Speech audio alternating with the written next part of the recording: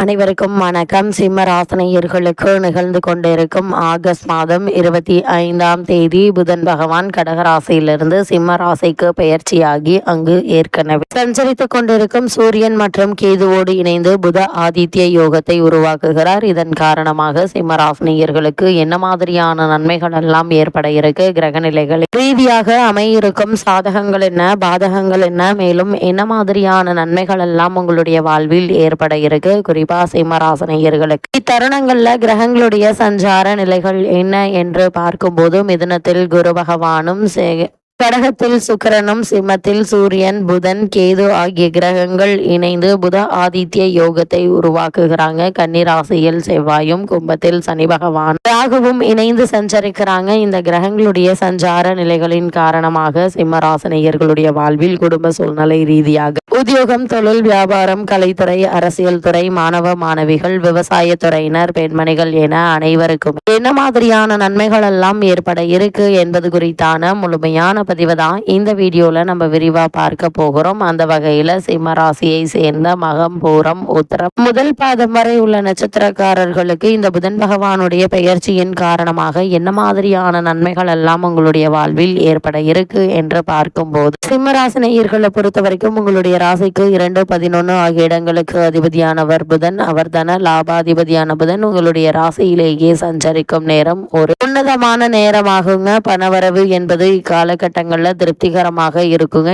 ஏதாவது ஒரு வகையில் பணம் உங்களுடைய கைகளில் புரளக்கூடிய ஒரு தருணமாக தான் இந்த புதன் பயிற்சியே அமையிருக்கு. அதே போல கொடுக்கல் வாங்கல் சீராகுங்க, சிறப்பாகவும் இருக்கும். உறவினர்களோடு இவ்வளவு நாட்களாக இருந்து வந்த கருத்து வேறுபாடு அகலக்கூடிய ஒரு தருணமாக தான் இக்காலகட்டம் அமைஞ்சிருக்குதுங்க. அது மட்டும் இல்லாம தொழில் மற்றும் வியாபாரத்தில் இருந்த மந்த நிலை மாற இருக்கு. குடும்ப உறவினர்கள் உங்களுடைய குணம் அறிந்து நடந்து கொள்வாங்க. அது மட்டும் இல்லாம இத்தருணங்களை பொறுத்த வரைக்கும் வெளிநாடு செல்லும் யோகம் அமைஞ்சிருக்குதுங்க. அதற்காக எடுத்த முயற்சியில் வெற்றியும் கிடைக்க இருக்கு. பிரிந்து சென்றவர்கள் மீண்டும் இணைய இருக்காங்க. இவை இளைய சகோதரரோடு இணக்கம் ஏற்படக்கூடிய ஒரு தருணமா தான் இக்காலகட்டம் அமைஞ்சிருக்குதுங்க. குறிப்பாக வருமானம் உயர இருக்கு. இந்த இடத்தில் கடன் சுமை குறைவதற்கு வழிபிறக்க இருக்குதுங்க. அதாவது ஏதாவது ஒரு வகையில் உங்களுக்கு வருமானம் கிடைத்து உங்களுடைய பழைய கடன்களை அடைத்து நிம்மதி பெறக்கூடிய ஒரு தருணமாக தான் இந்த புதன் பெயர்ச்சி அமைஞ்சிருக்குது என்பதை கிரக நிலைகள் தெளிவுபடுத்துது. அது மட்டும் இல்லாம இந்த புதன் பெயர்ச்சியின் காரணமாக இத்தருணங்கள்ல கிரக நிலைகளின் ரீதியாக என்ன மாதிரியான நன்மைகள் எல்லாம் ஏற்பட இருக்கு என்று பார்க்கும்போது இக்காலகட்ட கிரக நிலைகளை ஆராய்ந்து பார்க்கும் போது இத்தருணங்கள்ல உங்களுடைய ராசிநாதன் சுக்கிரன் ராசியிலேயே சஞ்சரிக்கிறார். அது மட்டும் இல்லாமல்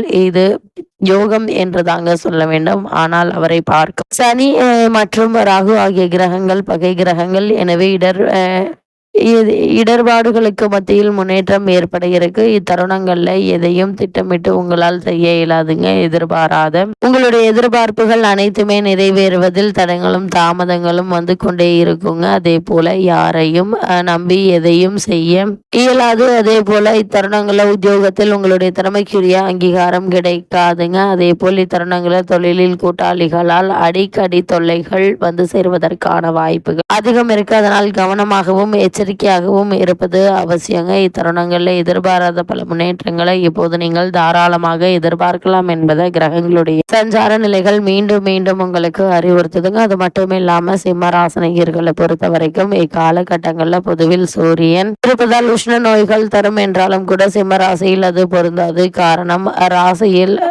ராசிநாதன் ஆட்சி பெற்று 7ஆம் இடத்தை பார்ப்பதால நன்மைகளையே தருவாருங்க. ஆனால் கேது இருப்பதால அவருடைய ஆற்றல் சற்று குறையக்கூடும். எனவே ஆத்ம பலத்தை வளர்த்து கொண்டு இந்த தருணங்கள்ல அதிக கவனத்தோடும் எச்சரிக்கையோடும் இருப்பது மிக மிக நல்லது என்பதை கிரக நிலைகள் மீண்டும் மீண்டும் தெளிவுபடுத்துது. அது மட்டும் இல்லாம சிம்மராசினியர்களை பொறுத்த வரைக்கும் பொருளாதார முன்னேற்றம் உண்டுங்க. தொழில் முன்னேற்றம், லாபம் எல்லாம் உண்டு. பூர்வ புண்ணிய பலன் உண்டுங்க. அதே போல் சுக்கிரன் உங்களுடைய ராசிக்கு 5ஆம் இடத்தை பார்ப்பதால் தொழில் சிறப்பாக நடைபெறுங்க. அதே போல் காரணம் இத்தருணங்கள்ல சுக்கிரன் உங்களுடைய ராசி 5ஆம் இடத்தை பார்ப்பதால் தொழில் சிறப்பாக நடைபெறுங்க.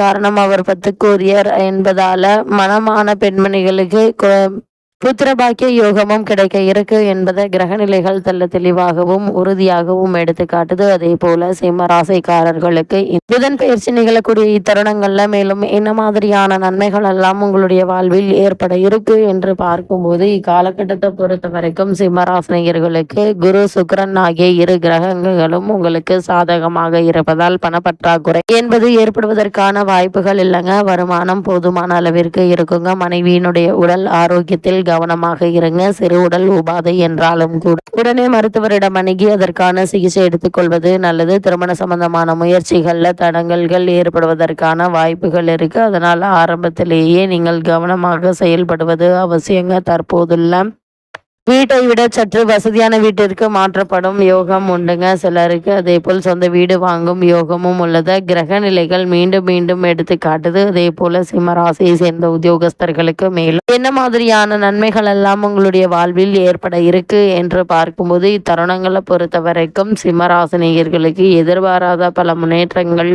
ஏற்படக்கூடிய ஒரு தருணம் என்று தாங்க சொல்ல வேண்டும். அது மட்டும் இல்லாமல் தொழில் மற்றும் வியாபாரம் செய்பவர்களுக்கு வர்த்தக முன்னேற்றத்திற்கு ஏற்ற ஒரு தருணம் என்று தான் சொல்ல வேண்டும். புதிய முதலீடுகளில் துணிந்து ஈடுபடலாம். இருந்தாலும் கூட முன் அனுபவம் உள்ளவர்களிடம் ஆலோசனை பெற்று அதற்கு பிறகு அதற்கான முயற்சிகளை மேற்கொள்வது மிக மிக நல்லது என்பதை கிரகநிலைகள் தெளிவுபடுத்துது. வர்த்தகத்துறையில் புதிதாக பிரவேசிக்கும் அன்பர்களுக்கு நல்ல முன்னேற்றம் ஏற்பட இருக்கு. புதிய வேலைக்கு முயற்சிப்பவர்களுக்கு எளிதில் நல்ல ஒரு முன்னேற்றத்தை இப்போது நீங்கள் தாராளமாக எதிர்பார்க்கலாம். அதே போல சிம்ம ராசியை சேர்ந்த கலைத்துறையினரை பொறுத்த வரைக்கும் கலைத்துறை சுக்கிரனுடைய ஆதிக்கத்தில் தாங்க இருக்கு. இதன் காரணமாக சிம்ம ராசினியர்கள் ஒரு சிலர் வெளிநாடு சென்று அங்கு நிகழ இருக்கும் கலை நிகழ்ச்சிகள்ல கலந்து கொள்ளக்கூடிய வாய்ப்புகள் உங்களுக்கு கிடைக்க இருக்கு என்பதை கிரக நிலைகள் தெல்ல தெளிவாகவும் உறுதியாகவும் எடுத்து காட்டுது. அதே போல மாணவ மாணவியரை பொறுத்த வரைக்கும் இத்தருணங்கள்ல புதனும் மற்ற கிரகங்களும் அனுகூலமாக இருப்பதால் பாடங்கள்ல மனம் தீவிரமாக ஈடுபடுங்க. நினைவாற்றலும் அதிகரிக்க இருக்கு. உங்களுடைய உயர்கல்வி பெரும் வாய்ப்பும் கிடைக்க இருக்குதுங்க. அது மட்டும் இல்லாமல் ஏற்கனவே அந்நிய நாடுகளில் அவரது ப்ராஜெக்ட்களை குறித்த காலகட்டத்தில் முடித்து ப்ராஜெக்ட்களை வெற்றி காண இருக்கீங்க என்பதை கிரகநிலைகள் தெளிவுபடுத்துது. அதே போல விவசாயத்துறையினரை பொறுத்த வரைக்கும் விவசாயத்துறை பெரும்பாலும் பூமிக்காரகரான செவ்வாயினுடைய ஆதிக்கத்தில் தாங்க இருக்கு.